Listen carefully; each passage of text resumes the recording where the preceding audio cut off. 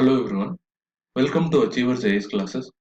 Let's begin our discussion on the current events of 24th April 2018. The first issue in news is regarding the recent ordinance passed by the President on death penalty for rape of girls below 12 years. Various activists, including jurists and families of child rape survivors, have called for the rejection of the ordinance, terming it as a populist move which will prove disastrous for the safety of children.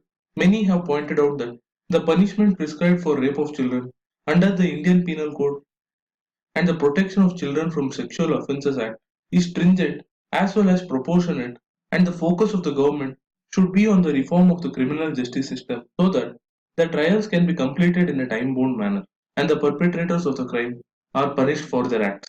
Towards this, the former Chief Justice of India has highlighted the poor conviction rate of just 24% for cases booked under the POCSO Act. Therefore, he argues that death penalty diverts attention from problems of the criminal justice system, such as poor investigation, lack of crime prevention, and abuse of the right of victims. And he criticized the provision of fast track courts in the ordinance as misleading because there are not enough judges to finish the trial within 2 months. With that, let's move on to the next issue, which is regarding the recent notice issued by the Supreme Court asking the government to respond to a petition filed to strike down Section 377 of the Indian Penal Code, which criminalizes homosexuality. The petitioner argues that the right to choice of sexual orientation should be declared as part of the fundamental right to life and personal liberty under Article 21 of the Constitution. As we can recall, earlier, the Supreme Court had agreed to revisit a judgment in the NAS Foundation case, which had dismissed the LGBT community as a negligible part of the population, thereby denying them the right of choice in sexual orientation. While noting that Section 377 punishes carnal intercourse against the order of nature, the court has now observed that what is natural for one is subjective and varies from person to person, and has said that as societal morality changes with time, the laws too should keep pace with it. We'll further look into this issue based on the final verdict of the Supreme Court. Till then, let's move on to the next issue, which is regarding the latest migration and development brief of the World Bank, which says that India is the highest recipient of remittances, followed by China, Philippines, and Mexico. It highlights the fact that remittances to India have picked up sharply, reversing the dip in the previous years, mainly due to the stronger than expected recovery in remittances, which are driven by the growth in Europe, Russia, and the US. Further, the higher oil prices as well as the strengthening of euro and the ruble have boosted the remittance economy, which is likely to continue into 2018 due to stronger economic conditions in advanced economies as well as increase in oil prices that should have a positive impact in the Gulf countries.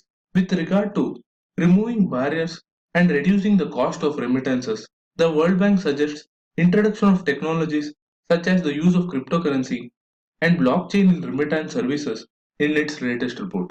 With that, let's move on to the next issue, which is regarding the award of GI tag to Warangal Dhurris, which are carpets made in cotton and jute and are known for bright colors, geometrically repetitive patterns, and interlocking zigzag motifs.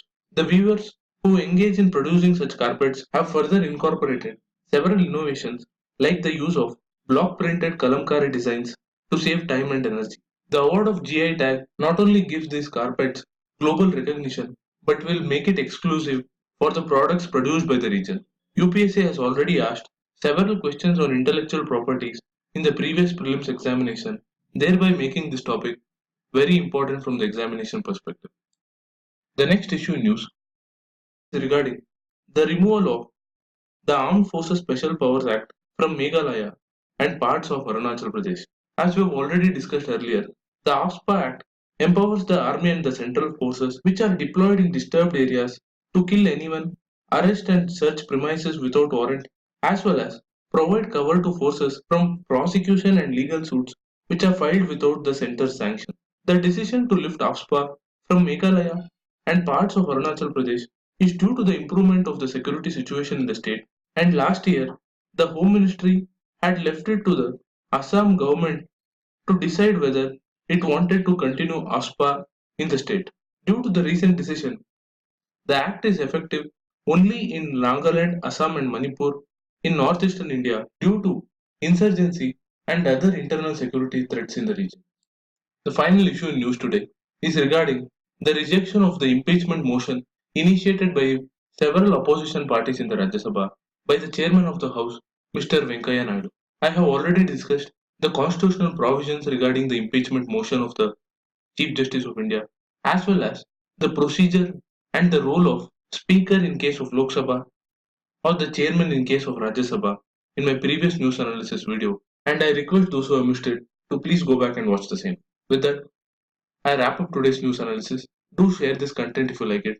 Thank you for watching. Have a nice day.